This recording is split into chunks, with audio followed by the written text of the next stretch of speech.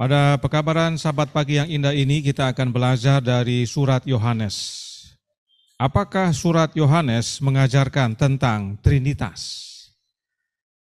Sebab ada umat-umat Tuhan yang menggunakan surat Yohanes sebagai dasar atau bukti adanya doktrin Trinitas. Kita tahu dalam Injil Yohanes, kaum Trinitas sudah gunakan pasal 14, 15, dan 16 sebagai dasar Trinitas. Mereka juga gunakan surat Yohanes sebab penulisnya sama. Nah, sebagai informasi, dalam surat 1, 2, dan 3 Yohanes, kata Yesus itu tertulis 14 kali. Kata anak, yaitu khususnya anak Allah, tertulis 24 kali. Lalu kata Kristus 17 kali, kata Bapa 15 kali, kata Allah lebih dari 60 kali, dan kata roh hanya 10 kali. Itu pun hanya dalam surat 1 Yohanes. Dan nanti kita lihat yang ke-10 itu dikurangi 1, sebab yang 1 disisipkan, ditambahkan. Jadi hanya 9. Kalau hanya melihat statistik tersebut, maka antara Allah yaitu Bapa dan Anak dengan Roh tidak setara dan tidak seimbang. Karena paling banyak disebut tentang siapa? Tentang Allah, lebih dari 60 kali. Yang kedua adalah tentang Anak, 24 kali, Yesus Kristus 17 kali. Karenanya, mari kita kaji dan pelajari, adakah surat Yohanes mengajarkan Trinitas? Dan jika tidak, pelajaran apa yang utama dari surat Yohanes ini bagi kita? Sebab kita belajar bukan hanya mau cari apa yang benar, tetapi apa menjadi bagian kita, terutama dalam kerohanian kita. Mari kita mulai dari 1 Yohanes 3:24, ayat yang sering digunakan sebagai bukti doktrin Trinitas. Barang siapa menuruti segala perintahnya, ia diam di dalam Allah, dan Allah di dalam dia. Dan demikianlah kita ketahui bahwa Allah ada di dalam kita, yaitu Roh yang telah Ia karuniakan kepada kita. Ayat ini sering disalahartikan oleh saudara-saudara kita kaum Trinitas. Mereka jadikan ayat ini sebagai dasar adanya oknum Allah Roh. Sebab dikatakan Allah ada di dalam kita, yaitu Roh yang dikaruniakannya kepada kita.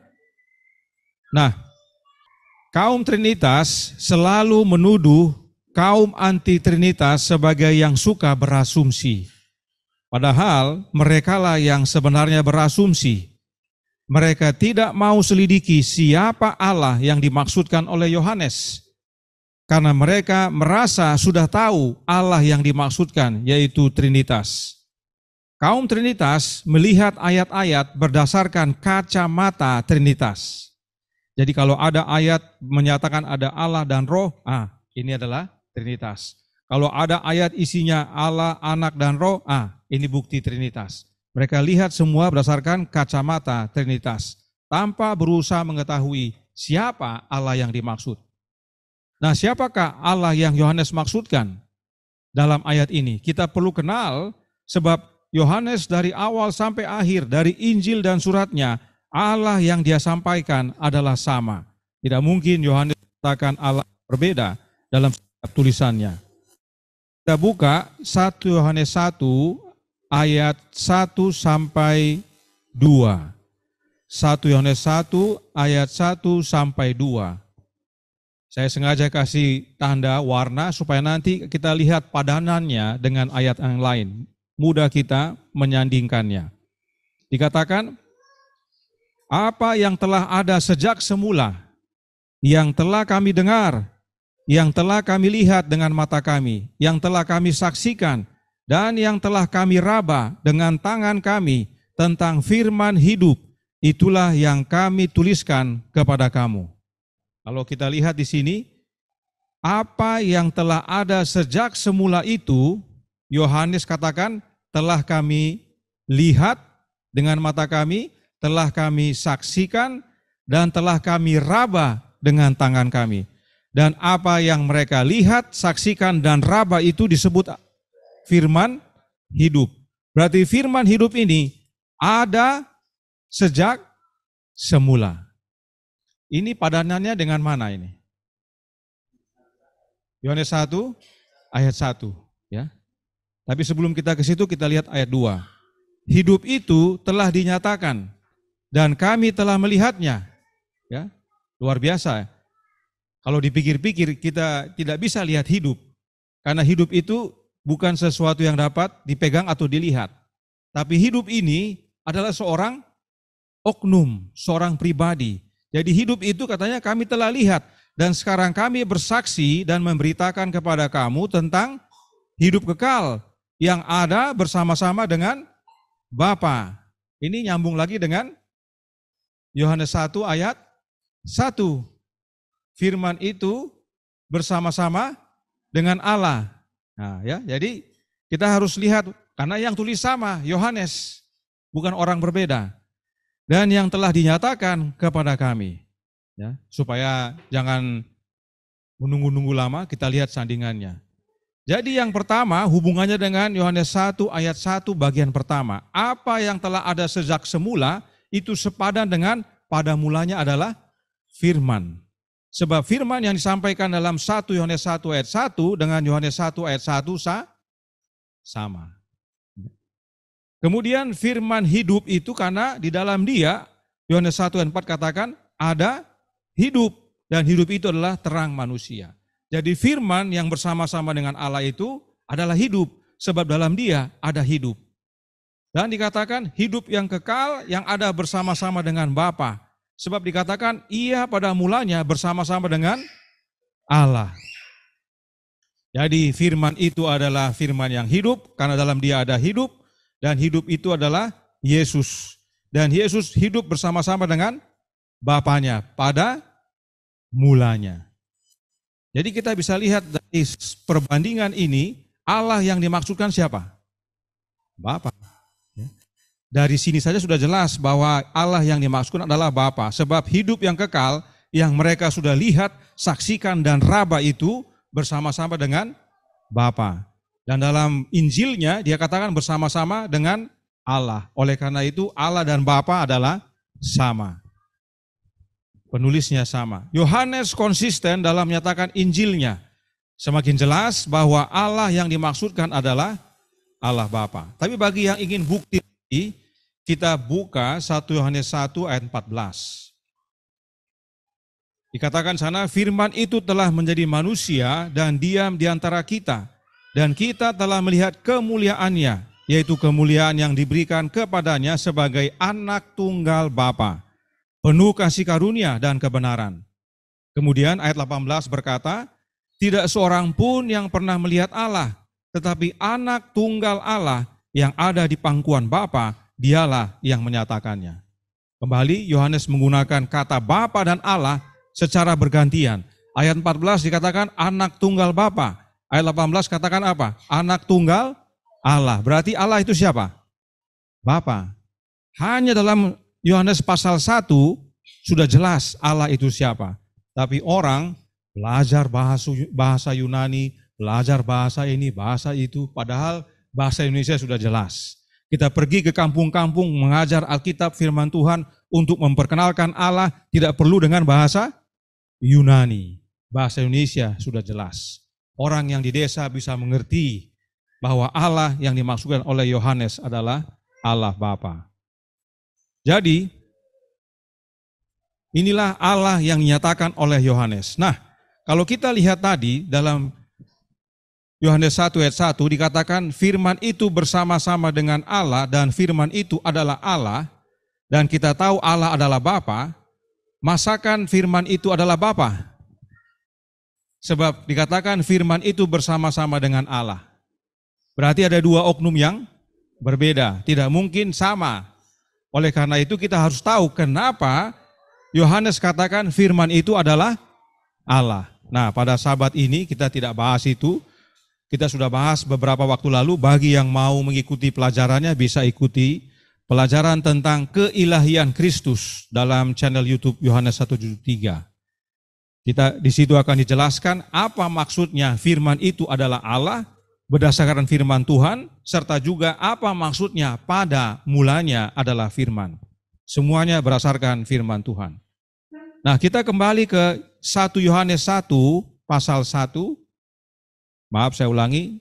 Kita kembali kepada surat Yohanes yang pertama. Kita kembali ke ayat 24 dari pasal 3. Kita sudah kenal siapa Allah yang dimaksudkan. Oleh karenanya kita bisa baca ayatnya menjadi, barang siapa yang menurut perintah Bapa, ia diam di dalam Bapa dan Bapa di dalam dia. Bagaimana caranya Bapa tinggal dalam kita? Perhatikan bagian bawah, melalui roh yang Bapa karuniakan kepada kita. Ini juga punya padanan, yaitu Yohanes 14. Sebab penulisnya Yohanes yang sama. Kita tandai semuanya dengan warna kuning dengan hijau. Nanti lihat yang kuning dengan kuning, hijau dengan hijau. Kita sudah baca 1 Yohanes 3:24, kita baca Yohanes 14 ayat 21 sampai 23 yang berkata, barang siapa memegang perintahku dan melakukannya, sama dengan yang kuning ya. Barang siapa menuruti segala perintahnya, sama itu? Sama ya. Dialah yang mengasihi aku, dan barang siapa mengasihi aku, ia akan dikasihi oleh Bapa-Ku, dan aku pun akan mengasihi dia, dan akan menyatakan diriku kepadanya. Bagaimana Yesus menyatakan dirinya kepada orang yang menurut dan mengasihi dia? Padahal Yesus bilang, saya akan pulang, saya akan pergi. Caranya adalah melalui roh, ya, rohnya itu. Kemudian ayat 22, itu sebabnya para murid bertanya, Yudas contohnya yang bukan Iskariot, dia bertanya, Tuhan, apakah sebabnya maka engkau hendak menyatakan dirimu kepada kami dan bukan kepada dunia? Yudas tidak tanya, Tuhan itu roh itu siapa? Kami belum kenal. Tapi mereka sudah kenal. Mereka tahu roh itu adalah Yesus yang akan datang, tapi mereka tidak mengerti bagaimana caranya. Kamu bilang kamu mau pulang, tapi kamu bilang kamu mau datang lagi, dan dunia tidak melihat. Bagaimana caranya? Apa sebabnya? Yesus jawab dalam ayat 23, jika seorang mengasihi aku, ia akan menuruti firmanku, sama dengan yang kuning ya. Lalu, dan Bapa-Ku akan mengasihi dia, dan kami, siapa kami ini? Bapa dan anaknya, akan datang kepadanya dan diam bersama-sama dengan dia. Inilah hubungannya dengan yang hijau. Ia diam dalam Allah dan Allah dalam dia. Roh yang telah ia karuniakan. Sebab Bapa dan anak diam dalam kita oleh kehadiran roh yang dikaruniakan Bapa. Itu sebabnya kalau kita baca Yohanes 14 ayat 20, ayat sebelum ini, Yesus berkata, pada waktu itulah kamu akan tahu bahwa aku di dalam Bapa-Ku dan kamu di dalam aku dan aku di dalam kamu. Nah, pada waktu Yesus berkata ini, maka artinya saat kita menerima Kristus itu sama dengan menerima siapa? Bapa, sebab Yesus di dalam Bapa. Karena Yesus dalam Bapa, saat kita terima Yesus dalam hidup kita, dengan sendirinya kita terima siapa? Bapa. Ini hubungannya dengan Yohanes pasal berapa? 14 ayat 6. Ya. Akulah jalan dan kebenaran dan hidup. Jalan, Yesus jalan. Lalu kata Yesus apa katanya? Tidak ada seorang pun yang datang kepada Bapa kalau tidak melalui aku. Jadi kalau kita mau memiliki Bapa dalam hidup kita, kita harus memiliki siapa? Yesus. Makanya Yesus bilang, aku tinggal dalam Bapa, lalu aku tinggal dalam kamu, maka kamu tinggal dalam Bapa. Ya.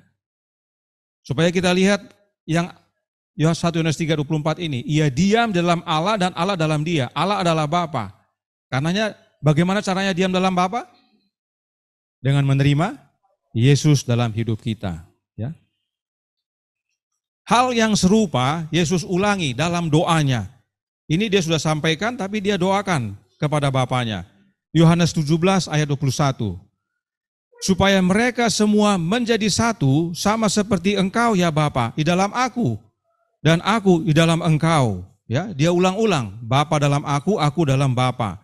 Agar mereka juga, yaitu para murid, di dalam kita. Siapa kita? Bapa dan anak, ya. Kalau kata kita itu bukan harus 3, bisa saja 2, bisa saja 100. Tapi dalam ayat ini konteksnya adalah 2, Bapa dan anaknya. Supaya dunia percaya bahwa engkaulah yang mengutus aku. Jadi oleh karena Yesus dalam Bapa dan Bapa dalam Yesus, saat kita menerima Yesus, sebagaimana Yohanes 14 ayat 20 tadi katakan, maka dengan sendirinya kita terima Bapa dalam kita.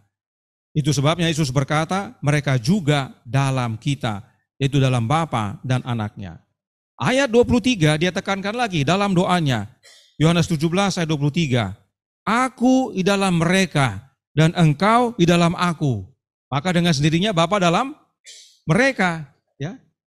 Yesus ini adalah penghubung jalan, tangga, sebagaimana mimpi Yakub. Supaya mereka sempurna menjadi satu, agar dunia tahu bahwa engkau yang telah mengutus aku, dan bahwa engkau mengasihi mereka sama seperti engkau mengasihi aku. Ada hubungan antara menurut perintah dengan mengasihi, dengan menerima kehadiran Bapa dan Anak dalam hidup kita. Nah, kenapa Bapa mengasihi Yesus? Yohanes 15 ayat 9 dan 10. Seperti Bapa telah mengasihi aku, demikianlah juga aku telah mengasihi kamu. Tinggallah di dalam kasihku itu. Jikalau kamu menuruti perintahku, kamu akan tinggal di dalam kasihku. Seperti aku menuruti perintah Bapakku dan tinggal di dalam kasihnya. Bapa mengasihi Yesus karena Yesus turut perintah Bapanya dan tinggal dalam kasih Bapanya. Demikian juga kita. Yesus mengasihi kita karena kita menuruti perintahnya dan tinggal dalam kasihnya. Dan sebagaimana Yohanes 14 ayat 21 sampai 23 tadi, dan Yohanes 17 ayat 23, barang siapa yang dikasihi Yesus oleh karena menuruti perintah-perintahnya, maka Yesus akan diam di dalam orang itu bersama Bapanya. Sebab Bapa terlebih dahulu dalam Yesus. Bagaimana caranya? Oleh kehadiran Roh-Nya. Itu sebabnya dalam suratnya Yohanes menuliskan, 1 Yohanes 4 ayat 13. 1 Yohanes 4 ayat 13 berkata, demikianlah kita ketahui bahwa kita tetap berada di dalam Allah dan Dia di dalam kita. Ia telah mengaruniakan kita mendapat bagian dalam Roh-Nya. Ayat ini padanannya dengan yang mana? 1 Yohanes 3 ayat 24.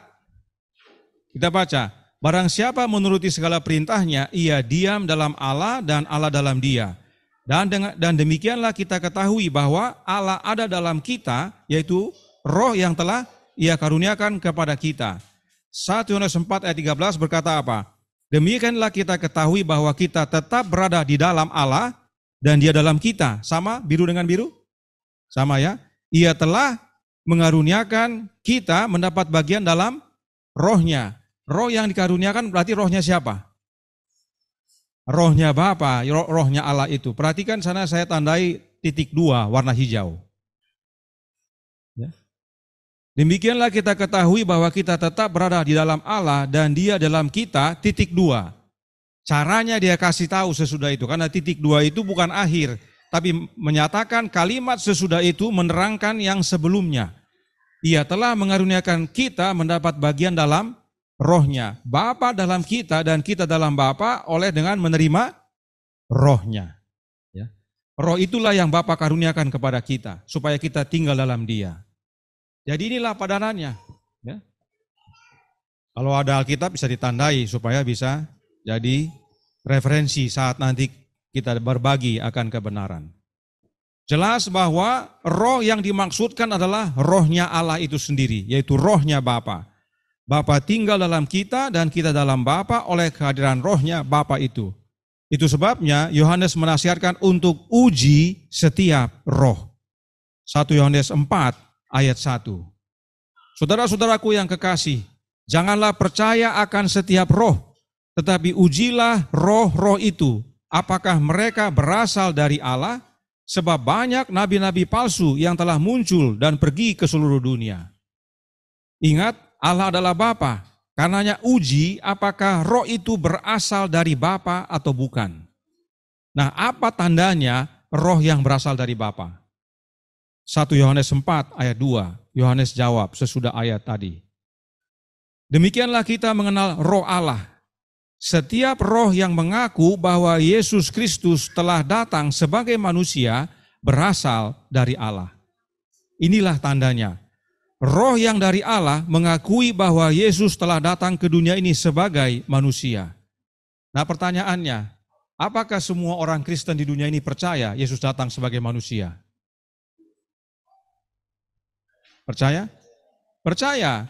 Pergi besok di gereja Protestan tanya, percaya Yesus datang sebagai manusia? Percaya mereka. Lalu apa maksudnya Yohanes? Semua percaya kok. Ya kan? Semua yang mengaku Kristen umumnya percaya bahwa Yesus datang sebagai manusia, saudaraku dalam Tuhan. Kita perlu cari tahu kenapa Yohanes berkata begitu. Apa gunanya dia bilang begitu kalau semua memang percaya? Berarti semua memiliki roh yang dari siapa? Dari Allah, dari Bapa. Mari kita baca kembali ayat yang tadi yang sudah kita baca. Yaitu Yohanes 1 ayat 14. Saya sandingkan dengan bahasa Inggris kali ini. Tapi bahasa Indonesia juga sudah menolong sebenarnya. Dikatakan firman itu telah menjadi manusia, ya. Kan tadi dikatakan barang siapa percaya Yesus datang sebagai manusia, dia memiliki roh dari siapa? Dari Allah, dari Bapa. Firman itu telah menjadi manusia dan diam di antara kita dan kita telah melihat kemuliaannya, yaitu kemuliaan yang diberikan kepadanya sebagai anak tunggal Bapa, penuh kasih karunia dan kebenaran. Terjemahan bahasa Indonesia hanya katakan anak tunggal Bapa, tapi dalam bahasa Inggris dikatakan apa? The only begotten of the Father. Apa arti kata begotten? Dilahirkan. Ya. Saya tahu banyak guru-guru Trinitas memplesetkan arti dari kata begotten. Karena kata begotten ini diterjemahkan dari kata Yunani monogenes. Monogenes ini juga punya makna istimewa, punya makna unik atau khas. Itulah yang mereka ambil. Mereka jadikan arti daripada kata begotten. Sehingga mereka katakan Yesus itu adalah anak yang unik, anak yang khas dari Allah. Tetapi saat kita mengaplikasikan, atau saya ulangi, saat kita menyelidiki kata begotten dalam Alkitab, kata monogenes dalam Alkitab, khususnya Perjanjian Baru, ada 9 kali digunakan kata monogenes. Dan semua yang 9 itu digunakan untuk anak kandung. Bukan anak istimewa, bukan anak yang khas, bukan anak yang unik, tapi anak kandung. Ya, ada pelajarannya, bisa ikuti juga di channel yang sama. Jadi, melalui tulisan Yohanes, dia menyatakan apa yang dia nyatakan. Yohanes mau kasih tahu sama kita bahwa firman yang menjadi manusia itu adalah anak yang dilahirkan oleh Bapa. Jadi yang Yohanes mau sampaikan bahwa Yesus atau firman yang telah datang menjadi manusia, dia adalah anak satu-satunya Bapa. Sebab dia adalah yang diperanakan oleh Bapa, yang lahir dari Bapa. Yang lahir dari Bapa cuma satu, tidak banyak. Jadi, mengakui Yesus telah datang sebagai manusia adalah mengakui bahwa Yesus adalah anak tunggal Bapa. Sebab Yesuslah satu-satunya yang lahir dari Bapa, satu-satunya yang Bapa peranakan. Karenanya, yang datang ke dunia menjadi manusia adalah anak yang Bapa peranakan. Nah, roh yang mengakui akan hal ini berasal dari Allah. Tetapi roh yang tidak mengakui akan kebenaran ini bukan berasal dari Allah. Itu alat ujinya. Itu sebabnya dalam ayat 3 Yohanes berkata, 1 Yohanes 4 ayat 3, dan setiap roh yang tidak mengaku Yesus tidak berasal dari Allah. Roh itu adalah roh antikristus, dan tentang dia telah kamu dengar bahwa ia akan datang dan sekarang ini ia sudah ada di dalam dunia. Dalam bahasa Indonesia kurang lengkap. Kita lihat dalam bahasa Inggris versi King James. Dikatakan dalam versi King James, and every spirit that confesseth not that Jesus Christ is come in the flesh is not of God. Jadi kalau bahasa Inggris lebih lengkap, serupa dengan yang sebelumnya, ya, bahwa roh yang tidak mengaku bahwa Yesus datang sebagai manusia atau dalam daging tidak berasal dari Allah. Yang sebelumnya kan bilang begitu ya. Demikianlah kita mengenal roh Allah. Setiap roh yang mengaku bahwa Yesus Kristus telah datang sebagai manusia berasal dari Allah. Telah datang sebagai manusia ini tidak ditulis lagi di ayat 3. Dan setiap roh yang tidak mengaku Yesus langsung koma tidak berasal dari Allah. Padahal harusnya yang tidak mengakui Yesus telah datang sebagai manusia. Dalam versi bahasa Inggris tertulis sama. Jadi kita perlu tahu bedanya.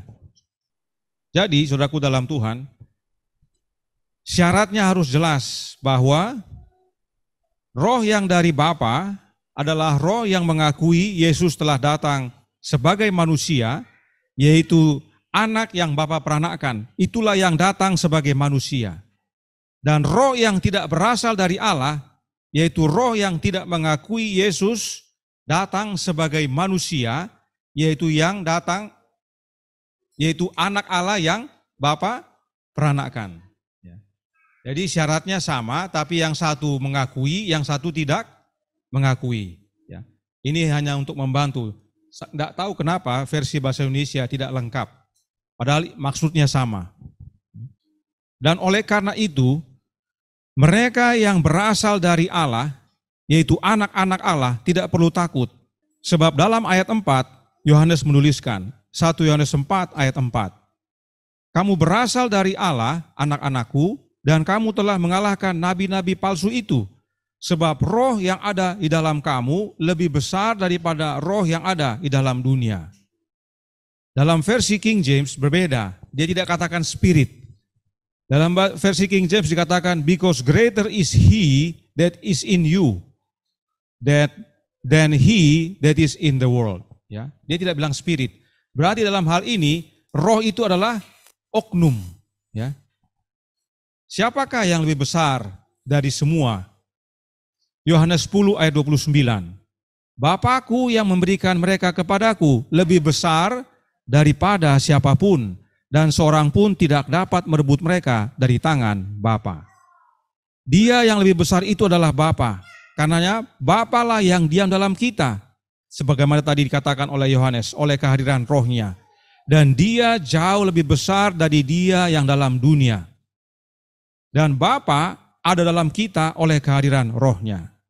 Nah sekarang siapa yang dalam dunia ini? Yohanes 12 ayat 31. Sekarang berlangsung penghakiman atas dunia ini. Sekarang juga penguasa dunia ini akan dilemparkan keluar. Dia yang dalam dunia ini adalah setan. Allah Bapa lebih besar dari setan. Karenanya kita yang menerima rohnya Bapa tidak perlu takut. Jadi bila Bapa tinggal dalam kita oleh kehadiran rohnya, maka kita mengakui bahwa Yesus yang adalah anak yang Bapa peranakkan datang ke dunia ini menjadi manusia.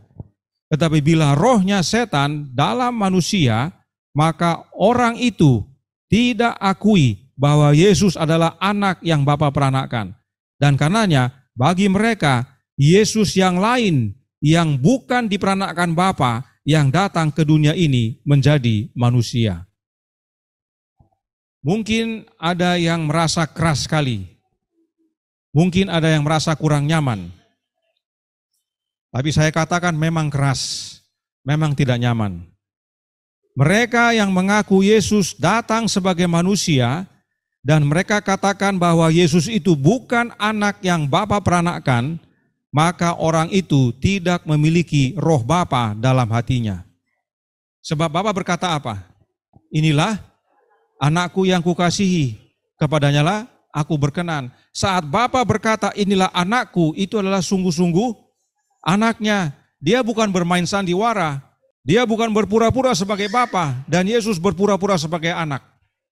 Saat Bapa berkata ini adalah anakku, itu adalah anak Bapa yang sesungguhnya, yang lahir dari Bapa. Pelajari keilahian Kristus tadi, sebagaimana disampaikan di depan. Itu akan memberikan kepada kita pengertian bahwa Yesus memang lahir dari Bapa. Kembali, jika bukan roh Bapa yang dalam hidup kita, maka roh setan dalam hidup kita, yaitu roh antikristus. Bila roh Bapa dalam hati kita, maka kita akui Yesus yang adalah anak Bapa yang Bapa lahirkan menjadi manusia di dunia ini. Tapi kalau roh setan atau roh antikristus dalam hidup kita, maka kita tidak akui Yesus itu sebagai anak yang Bapa peranakkan. Tapi kita ganti dengan Yesus yang lain yang kita bilang anak metafora yang datang ke dunia sebagai manusia. Mungkin keras, tapi memang harus supaya orang terbangun dari tidur. Supaya kita makin memahami cara menguji roh. Bahkan dalam ayat 6 dikatakan, 1 Yohanes 4 ayat 6. Kami berasal dari Allah, barang siapa mengenal Allah, ia mendengarkan kami. Barang siapa tidak berasal dari Allah, ia tidak mendengarkan kami. Itulah tandanya roh kebenaran dan roh yang menyesatkan. Siapa yang memiliki roh kebenaran akan mendengarkan pekabaran kebenaran yang dibawakan. Tetapi bila bukan roh kebenaran dalam manusia, maka meski begitu jelas dinyatakan tentang kebenaran anak Allah, orang tersebut tidak akan mendengar. Sebab dalam dia ada roh yang menyesatkan. Coba perhatikan, di sini ada beberapa yang ikut grup WA, ya, grup WA diskusi doktrin dan sebagainya. Mungkin yang di Zoom juga. Perhatikan roh dalam grup itu. Kalau kita mengabarkan bahwa Yesus adalah anak yang Bapa peranakkan, yang lahir dari Bapa, perhatikan roh yang diberikan, tanggapan yang diberikan. Oleh karenanya tidak ada gunanya kita jawab mereka-mereka itu. Sebab roh yang dalam hidup mereka adalah roh yang menyesatkan, bukan roh yang dari Bapa. Karenanya saudaraku dalam Tuhan, dengar baik-baik. Saudara berada dalam kebenaran Allah yang benar ini, bukan sembarangan, bukan kebetulan. Saudara mendengar dan mengerti adalah karena roh yang dari Bapa ada dalam hati saudara. Amin. Roh Bapa bekerja dalam hati kita. Bagaimana caranya? Melalui anaknya. Roh Kristus menuntun kita ke dalam seluruh kebenaran hingga kita tiba di grup ini. Sebab bagaimanapun jelasnya kita jelaskan Alkitab, bagaimanapun jelasnya kita jelaskan roh nubuat kepada orang-orang, tapi kalau dalam hatinya roh yang menyesatkan, dia tidak akan dengar. Dia tidak akan mengerti. Dia akan keraskan hati. Sadar dan ingat akan hal ini. Sebab jika tidak, saudara akan anggap enteng kebenaran ini. Anggap main-main. Sebab saudara pikir itu karena diri saudara. Oh tidak, kita mengerti karena Bapa bekerja dalam hati kita. Kita tidak akan berada di sini kalau bukan Bapa yang bekerja dalam hidup kita. Melalui anaknya. Ingat baik-baik. Kita sudah lihat roh-roh yang lain. Motif-motif yang lain. Awalnya terkesan mendengar dan mengerti, tapi akhirnya terlihat nyata motif yang sebenarnya. Mana mereka sekarang? Tidak ada lagi. Karenanya uji roh yang dalam diri saudara. Kenapa saya ada di sini? Apakah ini karena saya punya hikmat mengerti firman? Oh tidak. Itu karena kita mau buka hati kita, menerima Bapa dalam hati kita melalui anaknya. Sehingga kita mengerti, mengakui bahwa Yesus adalah anak yang Bapa peranakkan dan dialah yang datang ke dunia ini menjadi manusia. Bagaimana Allah bekerja dalam hidup kita? Melalui anaknya. 1 Yohanes pasal 5 ayat 6. Inilah dia yang telah datang dengan air dan darah, yaitu Yesus Kristus. Bukan saja dengan air, tetapi dengan air dan dengan darah. Dan rohlah yang memberi kesaksian, karena roh adalah kebenaran. Jadi Bapa bekerja melalui anaknya, yaitu Yesus Kristus. Dan penting dinyatakan bagaimana anak Allah datang, yaitu dengan air dan darah. Terjemahan lain katakan melalui air dan darah. Ya, kalau dalam bahasa Inggris di sini dikatakan by water and by blood. Tapi ada lagi terjemahan katakan through water and blood. Ya, through itu melalui. Maknanya serupa. Kenapa disebutkan melalui air dan darah? Karena inilah proses Yesus datang ke dunia menjadi manusia, yaitu melalui kelahiran. Kita pelajari tentang air dan tentang darah. Alkitab menjelaskan tentang hal ini dalam Yeremia 17 ayat 13. Ya pengharapan Israel, Tuhan, semua orang yang meninggalkan Engkau akan menjadi malu. Orang-orang yang menyimpang daripadamu akan dilenyapkan di negeri. Sebab mereka telah meninggalkan sumber air yang hidup, yakni Tuhan. Nah, kita sudah belajar Tuhan dalam huruf itu besar itu siapa? Allah Bapa.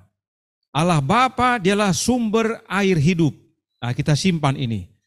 Yohanes 4 ayat 23 dan 24 berkata, tetapi saatnya akan datang dan sudah tiba sekarang, bahwa penyembah-penyembah benar akan menyembah Bapa dalam roh dan kebenaran. Sebab Bapa menghendaki penyembah-penyembah demikian. Allah itu roh. Barang siapa menyembah Dia, harus menyembahnya dalam roh dan kebenaran. Kembali kalau kita perhatikan di sini, Yohanes menyatakan Allah itu siapa? Bapa, ya. Allah itu adalah Bapa. Bapa itu sumber air hidup, Bapa itu adalah roh. Itu sebabnya dalam Yohanes 7 ayat 38 dan 39 Yesus menyatakan yang berikut ini. Barang siapa percaya kepadaku seperti yang dikatakan oleh kitab suci, dari dalam hatinya akan mengalir aliran-aliran air hidup. Yang dimaksudkannya ialah roh yang akan diterima oleh mereka yang percaya kepadanya. Sebab roh itu belum datang karena Yesus belum dimuliakan. Kita sudah bahas ini, tapi fokus kita adalah aliran air hidup itu sama dengan roh. Karena yang Yesus maksudkan dengan aliran air hidup adalah roh. Ya. Air hidup itu sama dengan roh. Dan sumbernya adalah Allah Bapa. Karenanya pada waktu Yesus datang ke dunia ini menjadi manusia, Lukas 1 ayat 35 berkata, jawab malaikat itu kepadanya, Roh Kudus akan turun atasmu dan kuasa Allah yang Maha Tinggi akan menaungi engkau. Sebab itu anak yang akan kau lahirkan itu akan disebut kudus, anak Allah. Ayat ini disalahgunakan dan disalahartikan oleh saudara-saudara kita kaum Trinitas. Mereka gunakan ini sebagai dasar bahwa Yesus lahir dan disebut anak nanti waktu lahir di dunia ini. Sebab kaum Trinitas tidak percaya bahwa Yesus telah terlebih dahulu lahir dari Bapa di masa kekekalan. Itulah keterbatasan kaum Trinitas. Allahnya Trinitas memiliki keterbatasan. Kembali, Allah Bapa adalah sumber air hidup. Allah Bapa adalah roh.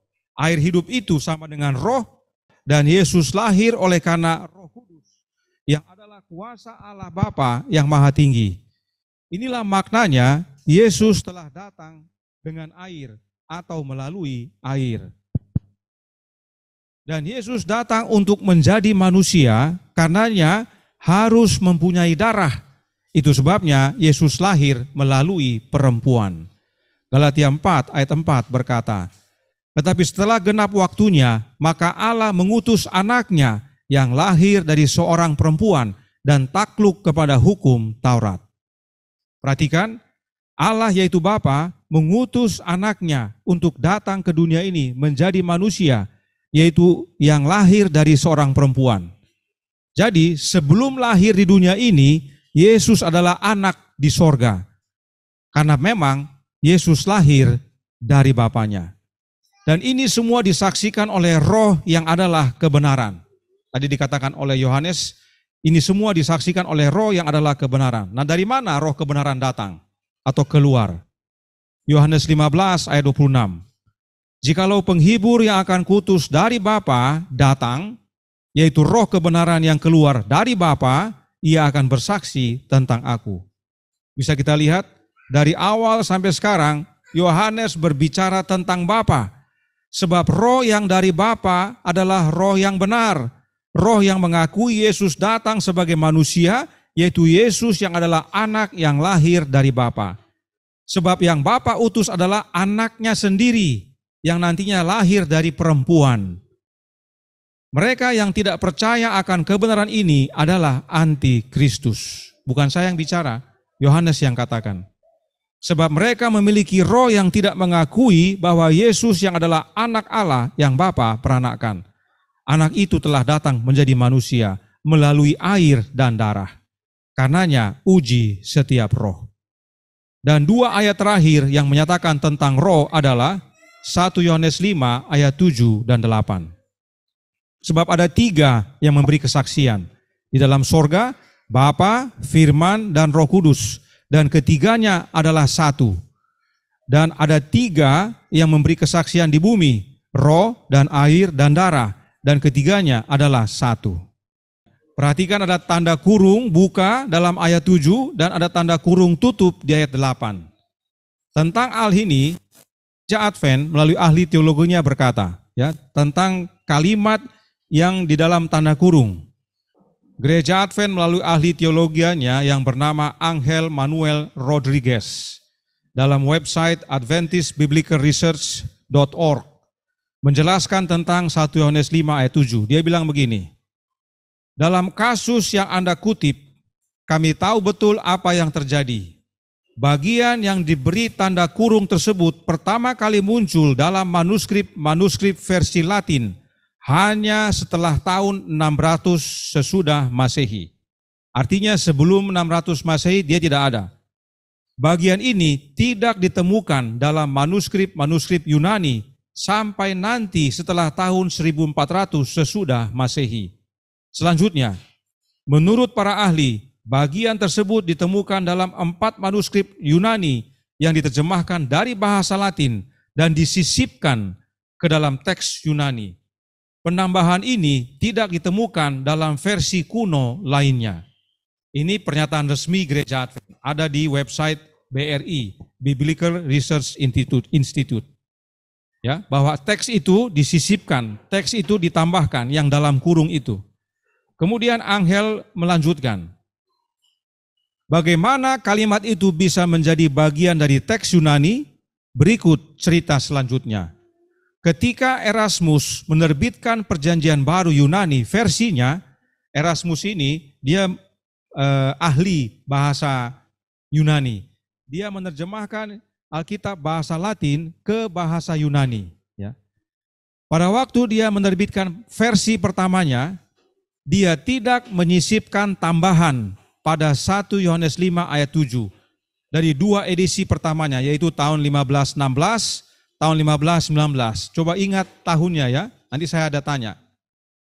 Dengan alasan bahwa dia tidak dapat menemukan kata-kata tersebut dalam manuskrip Yunani manapun. Karena ditekan oleh beberapa orang, perhatikan ya, karena ditekan oleh beberapa orang untuk memasukkan tambahan ini ke dalam teks Yunani, Erasmus mengusulkan agar jika mereka dapat menunjukkan kepadanya satu manuskrip Yunani yang berisi tambahan tersebut, ia akan memasukkannya ke dalam edisi berikutnya. Dia sudah baca, dia cek-cek, tidak ada. Pada waktu dia terjemahkan apa adanya, tidak ada sisipan kata itu. Tapi ada yang menekan dia untuk masukkan. Dia bilang apa? Oke, tunjukkan. Kalau ada edisi Yunani yang berisi kalimat tambahan itu, saya akan tambahkan pada edisi berikutnya. Apa yang terjadi kemudian? Dan benar, mereka menemukan sebuah manuskrip Yunani yang di dalamnya terdapat tambahan yang menurut para ahli berasal dari abad ke-16 sesudah Masehi. Diterjemahkan dari bahasa Latin ke bahasa Yunani dan ditambahkan ke teks Yunani. Erasmus kemudian memasukkannya ke dalam Perjanjian Baru Yunani edisi tahun 1522. Edisi pertama tahun 1516, 1519. Kemudian setelah ditunjukkan adatnya tambahan, dia bikin edisi yang kedua, yaitu edisi tahun 1522. Jadi sederhananya saudaraku dalam Tuhan, Erasmus berkata, kalau kalian bisa dapatkan manuskrip Yunani yang berisi kalimat tanda kurung tadi, maka saya akan tambahkan, saya akan sisipkan. Dan karena Erasmus berkata begitu, Mereka temukan satu manuskrip Yunani yang di dalamnya terdapat kalimat tambahan itu, kalimat sisipan itu. Mereka tunjukkan dan oleh karena itu Erasmus tambahkan. Dan jika saudara ikuti penjelasan di internet, khususnya di YouTube, cerita dari para ahli teologi, Erasmus menambahkan karena dipaksa oleh pimpinan gereja saat itu. Tadi katanya Angel apa? Ditekan. Dia dipaksa. Nah, tahun 1516, tahun 1519, tahun 1522, itu dalam masa apa itu? Masa apa? Masa kegelapan. Masa kegelapan mulai tahun berapa? 538 sampai 1798. 1798. Ya, terima kasih Bang. 538 sampai 1798. Siapa yang berkuasa dalam masa kegelapan? Gereja Katolik, kepausan. Ya. Jadi, Erasmus hidup di zaman masa kegelapan, di zaman gereja Katolik sebagai penguasa, kepausan. Ya. Kepausan atau gereja Katolik menekan Erasmus untuk menyisipkan kalimat tanda kurung tadi. Itu sebabnya gereja Advent secara resmi menyatakan Trinitas adalah doktrin Alkitabiah dan Anda dapat mengkhotbahkannya. Sebab memang gereja Advent percaya Trinitas, namun katanya jangan Anda gunakan ayat ini. Jadi 1 Yohanes 5 ayat 7 dan 8 gereja Advent larang untuk digunakan sebagai dasar Trinitas. Tapi banyak pendeta gereja Advent, umat gereja Advent tidak tahu. Mereka masih gunakan ayat itu sebagai bukti Trinitas. Inilah tanda-tanda kebingungan. Kalau mau dikasih tahu, nanti banyak yang bertanya, kenapa? Tidak dikasih tahu, orang tetap bikin. Padahal dilarang, katanya jangan, dilarang. Ya. Inilah saudaraku dalam Tuhan yang menjadi masalah dalam dunia Trinitas. Firman Tuhan tidak perlu begitu. Ya. Adakah kita sebagai umat yang percaya kepada Allah yang benar mengajarkan doktrin Allah yang benar dapat saudara khotbahkan, tapi jangan gunakan ayat Ulangan 6 ayat 4. Jangan gunakan Yohanes 17 ayat 3. Ada kita pernah bilang begitu? Tidak ada. Semua isi Alkitab bisa kita jelaskan berdasarkan Allah yang benar. Yuk, Matius 28 ayat 19 bisa kita dapatkan penjelasan Alkitab bahwa itu bukan tentang Trinitas. Ya. Tapi Trinitas rupanya punya keterbatasan. Ada ayat-ayat yang tidak boleh digunakan. Kalau kita mau bahas ayat-ayat itu juga, meskipun disisipkan, kita bisa tahu yang benar tanpa harus dihapus. Tetapi oleh karena memang sejarah menyatakan itu disisipkan, itu ditambahkan, ada Alkitab-Alkitab lain yang tidak mau pakai. Contohnya Alkitab Revised Version, Alkitab yang sering dikutip oleh Nyonya White. Revised Version bunyinya begini, saya langsung baca Indonesianya ya. Dan rohlah yang memberi kesaksian, karena roh adalah kebenaran. Sebab ada 3 yang memberi kesaksian, roh dan air dan darah, dan ketiganya setuju dalam satu. Inilah tanpa kalimat sisipan, tanpa ditambahkan yang tanda kurung tadi. Inilah aslinya. Yang dalam kurung tadi itu tambahan, diakui oleh sejarawan dan bahkan para ahli teologi. Nah, yang menjadi pertanyaan adalah, kita sudah belajar, roh itu siapa? Rohnya siapa ini? Rohnya Bapa. Yang datang dengan air dan darah siapa? Yesus. Bapa dan Yesus setuju dalam satu. Satu apa? Satu kesaksian. Kita baca 1 Yohanes 5 ayat 9 sampai 12. Kita menerima kesaksian manusia, tetapi kesaksian Allah lebih kuat. Sebab demikianlah kesaksian yang diberikan Allah tentang anaknya. Barang siapa percaya kepada anak Allah, ia mempunyai kesaksian itu di dalam dirinya. Barang siapa tidak percaya kepada Allah, ia membuat dia menjadi pendusta. Karena ia tidak percaya akan kesaksian yang diberikan Allah tentang anaknya. Apa kesaksian yang Allah berikan tentang anaknya? Inilah anakku yang kukasihi. kepadanya lah aku berkenan. Anak yang bagaimana itu? Anak yang Bapa peranakan. Ayat 11. Dan inilah kesaksian itu, Allah telah mengaruniakan hidup yang kekal kepada kita, dan hidup itu ada di dalam anaknya. Barang siapa memiliki anak, ia memiliki hidup. Barang siapa tidak memiliki anak, ia tidak memiliki hidup. Inilah pentingnya saudaraku dalam Tuhan menguji setiap roh. Roh yang dari Bapa mengaku bahwa Yesus datang sebagai manusia, yaitu Yesus yang adalah anak yang lahir dari Bapa. Karenanya surat Yohanes sama sekali tidak mengajarkan Trinitas. Oleh sebab itu Yohanes menasihatkan agar uji setiap roh, dan terbukti roh Trinitas tidak mengakui Yesus sebagai anak yang Bapa peranakan. Dengan demikian, Trinitas menghadirkan Yesus yang lain, yaitu Yesus yang bukan anak yang Bapa peranakan. Nah, berdasarkan kesaksian Bapa, hidup kekal dikaruniakan di dalam anaknya, yaitu anak yang lahir dari Bapa.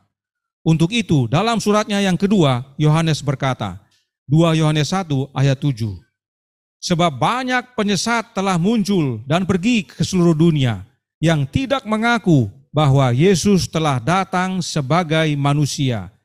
Itu adalah si penyesat dan anti-Kristus. Pada saat Yohanes berkata, Yesus Kristus telah datang sebagai manusia, kita harus pahami apa?